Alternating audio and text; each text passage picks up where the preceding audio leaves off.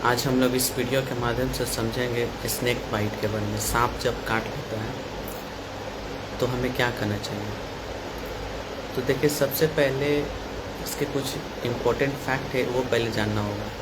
देखिए, सभी सांप जो हैं जहरीले नहीं होते हैं, और बहुत ऐसे सांप हैं जो जहरीले होते हैं और वो काटते हैं तो कुछ ऐसे चिन्ह नहीं रहने देते हैं, और कुछ ऐसे सांप हैं जो मतलब कि बहुत ज़्यादा जहरीले, अगर काट लें तो आपको बहुत ज़्यादा मतलब रेस्पिरेटरी डिस्ट्रेस हो सकता है, आपके बॉडी में टॉक्सिसिटी हो सकता है। तो ये अब जो हम लोग समझते हैं कि आखिर वो कौन कौन से सांप हैं और कैसे इसका जो फर्स्ट एड किया जाएगा, उन सारे गोल्डन रूल्स के बारे में समझेंगे। तो चलिए बिना देर किए जो है आज हम लोग समझते हैं ड्राई बाइट के बारे में। ड्राई बाइट का मतलब होता है जब कोई जहरीला सांप काट ले और कोई भी जहर उसमें इंजेक्ट ना हो तो हम उसको बोलते हैं ड्राई बाइट।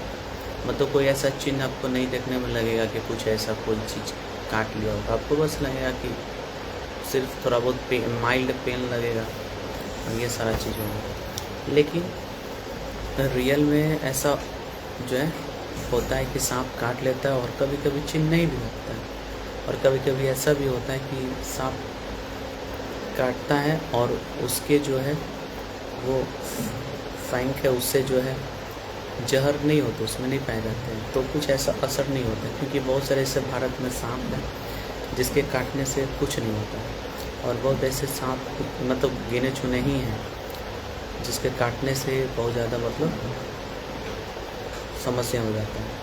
तो हम लोग समझेंगे कि स्नेक बाइट का जो फर्स्ट एड गोल्डन रूल है उसके बारे में। देखिए, कुछ ऐसे हैं कि सांप अगर वो काट लेते हैं तो हमें ऐसा नहीं करना चाहिए कभी भी कि जब सांप काट ले तो वहाँ पर कुछ कट लगा दे या फिर कुछ चीज़ से बांध दे रस्सी से, या फिर वहाँ पर उस ब्लड को सक कर ले, वो सारा चीज़ नहीं करना चाहिए। और ना ही उस पर कुछ बर्फ़ लगाएं, ना ही कुछ उस पर कुछ जड़ी बूटी लगाएं, और ना ही कुछ काला ब्लैक स्टोन वगैरह, इन सारी चीज़ों को नहीं लगाना चाहिए। और कभी भी गलती से भी ये तो कभी भी कोशिश नहीं करना चाहिए कि हमें सांप काट लिया तो मैं उसको काट लूँगा, पकड़ लूँगा, तो ये बिल्कुल नहीं करना चाहिए। मतलब do not try to catch the snake, नहीं तो अगर वो फिर काट लेगा तो और ज़्यादा टॉक्सिसिटी होगा और ज़्यादा आपके लिए रिस्क हो सकता है, और अगर आप दौड़ते हो इधर उधर तो और आपके लिए जो है नुकसान हो सकता है। आगे समझते हैं। देखिए, बहुत से ऐसे ट्रेडिशनल मेथड हैं जहाँ पर कुछ कहा नहीं जा सकता है, इसलिए कि कुछ ऐसे सांप हैं जो काटते वो पॉइजनस होते नहीं हैं, तो वहाँ पर ट्रेडिशनल मेथड से आप कह देते हो या फिर ऐसे थोड़ा बहुत कर देते हो तो लगता है कि चलो ठीक है ये काम है। लेकिन बहुत ऐसे सांप हैं जो बहुत ही पॉइजनस होते हैं, वहाँ पर ट्रेडिशनल मेथड फेल हो जाता है।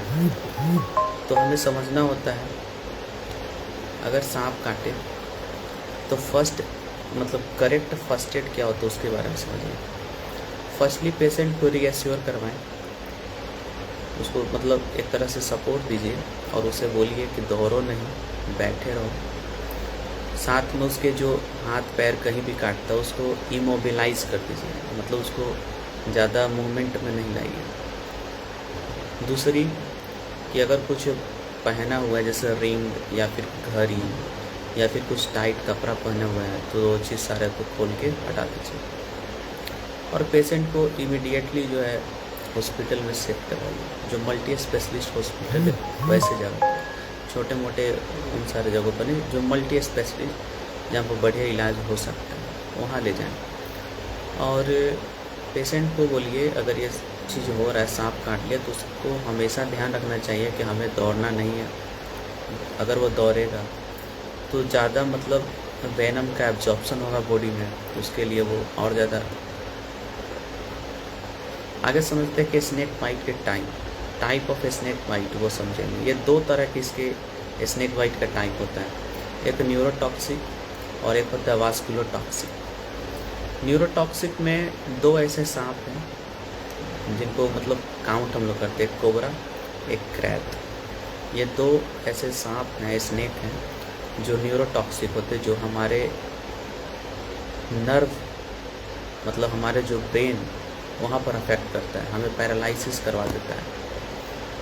और वास्कुलोटॉक्सिक में जो है जैसे कि वाइपर स्नेक जो होता है, तो वो जो है रसल वाइपर जिसको बोलते हैं, वो वास्कुलोटॉक्सिक होता है। मतलब जो हमारे ब्लड वेसल हैं वहाँ पर टॉक्सिसिटी लाता है, तो वहाँ पर क्लोट बन जाना, ब्लीडिंग होना, इन सारा चीज़ में कुछ चेंजेस मिलता है। तो आगे उस पर बात करेंगे। पहले हमें ये समझना है न्यूरोटॉक्सिक और वास्कुलोटॉक्सिक, ये दो ऐसे चीज़ हमें समझना है। और कौन से सांप काटते हैं तो न्यूरोटॉक्सिक होता है, कौन से सांप काटता है तो वास्कुलोटॉक्सिक होता है। तो क्रैत और कोबरा काटा तो न्यूरोटॉक्सिक, सिर्फ रसल वाइपर काटता है तो वास्कुलोटॉक्सिक। तो V for viper, V for जो है वास्कुलोटॉक्सिक, याद करने का समझिए। और न्यूरोटॉक्सिक में कोबरा, क्रैत। देखिए न्यूरोटॉक्सिक अगर है तो उससे पैरालिसिस हो सकता है, पैरालिसिस होता है। और वास्कुलोटॉक्सिक है तो बहुत ज़्यादा ब्लीडिंग होगा, एक्यूट किडनी इंजरी होंगे, जिसको AKI बोला जाता है। और हमें याद रखना है कि जब इसमें दो चीज़ याद रखना है, 5DS 2PS। 5DS मतलब D से 5 ऐसे जो सिम्टम हमें दिखते हैं, जैसे डिस्फेजिया होगा, डिस्पनिया होगा, डिस्फोनिया होगा, डिसआर्थरिया होगा, डाइप्लोपिया होगा। तो ये 5D से जो है इन सारा चीज़ हमें देखने को मिलेगा। आगे समझते हैं 2PS। एक तो पटोसिस होगा और एक पैरालिसिस। अब आगे समझिए, अर्लीस्ट साइन जो होता है न्यूरोटॉक्सिक स्नेक बाइट का, वो होता है पटोसिस। मतलब आँख के जो हम लोग ओपनिंग का जो हो रहा है वो सारा चीज़ में बहुत ज़्यादा डिफ़िकल्टी हो रहा है। आगे समझते हैं कि अगर ये प्रोग्रेस कैसे करेगा। मान लेते किसी को सांप काट लिया तो हमारे बॉडी में ये वैसे प्रोग्रेस हो रहा है, तो हमें समझना है इस प्रोग्रेशन के बारे में। तो देखिए सबसे पहले पटोसिस होगा, उसके बाद उसको डिप्लोपिया होगा, मतलब डबल विजन जो हम लोग बोलते हैं, दो गो धुंधला अलग दिखेगा। और एक डिसआर्थरिया होता है, साथ में फिर सांस लेने में नहीं बनेगा, उसको डिस्पनिया होगा। और ज़्यादा ये हो गया तो उसको रेस्पिरेटरी पैरालिसिस हो जाएगा अगर लास्ट में देखा जाए। इस तरह से प्रोग्रेस करते रहता है अगर उसको ट्रीटमेंट बढ़िया नहीं मिल पाया, मेडिकेशन वगैरह। तो कॉम्प्लिकेशन इसका क्या है, तो कॉम्प्लिकेशन यही है कि सांप काटता है तो रेस्पिरेटरी फेल्योर हो जाता है, सांस नहीं मिल पाता, ख़त्म हो जाता है। उसके बाद अगर क्रैत बाइट अगर होता है, मतलब क्रैत जो है स्नेक वो काट लेता है, तो उसके फैंग मार्क जो होते हैं वो विजिबल नहीं होता, वो हमें नहीं दिखेगा, लेकिन वो काटा होता है। ये नहीं कि वो काटा नहीं है, कोई चिन्ह नहीं दिख रहा है, काटा हुआ रहता है। क्रैत जो काटता है तो उसमें कोई साइन नहीं दिखता है, कोई मार्क्स नहीं दिखता है। ये एक पॉइंट हमें याद रखना है। मतलब no fang marks equal to safe bite, not equal to, ये मान लो। मतलब अगर फैंग मार्क्स नहीं है इसका मतलब ये नहीं कि वो सेफ बाइट है, उसे कुछ नहीं हो। ये सब गलत, मेरा बोलने का मतलब यही था। मार्क्स रहे या ना रहे, अगर काटा है तो हो भी सकता, नहीं हो सकता। ज़्यादातर जो क्रैत बाइट होते हैं वो काटते हैं तो फैंग नहीं होते, कोई मार्क्स नहीं होता। तो ये हमें ध्यान में रखना है। अगर वो बोल रहे कि नहीं काटा है तो विश्वास करना है। आगे समझते हैं। बच्चे में बहुत ज़्यादा मतलब कि develop severe poisoning faster because venom per KG body weight high. Children में ये होता है, तो बच्चे में बहुत ज़्यादा मतलब समस्या होता है। एडल्ट से अगर देखा जाए तो बच्चे में सबसे ज़्यादा मतलब सीवियर पॉइजनिंग होते जाता है और बहुत ही फास्ट होते जाता है। तो हमें चिल्ड्रन में बहुत ज़्यादा ध्यान देना होता है।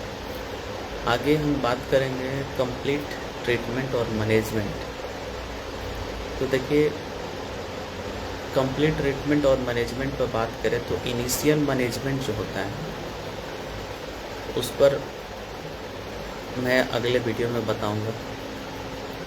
बात करेंगे नेक्स्ट जो लाइव आएंगे उसमें हम इनिशियल मैनेजमेंट कैसे किया जाएगा, एएसपी का मैनेजमेंट कैसे होता है, जब एएसपी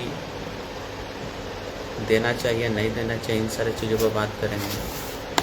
मतलब जो फुल ट्रीटमेंट वाला जो वीडियो है वो पार्ट 2 में आपको मिलेगा। ये हमारा पार्ट 1 है और नेक्स्ट अब जो आएगा वो पार्ट 2, उसमें मैं बात करूँगा। ये हमारा एक बेसिक नॉलेज देने का वीडियो है कि सांप काटता है तो थोड़ा बहुत जानकारी मिल जाए और फर्स्ट एड वगैरह समझ लें क्या करना नहीं करना है। लेकिन अब मैं दूंगा पार्ट 2 में मैनेजमेंट के बारे में, और वो भी कंप्लीट ट्रीटमेंट और मैनेजमेंट। तो आज के लिए इतना ही, फिर नेक्स्ट वीडियो में आएंगे तो हम इस पर बात करेंगे।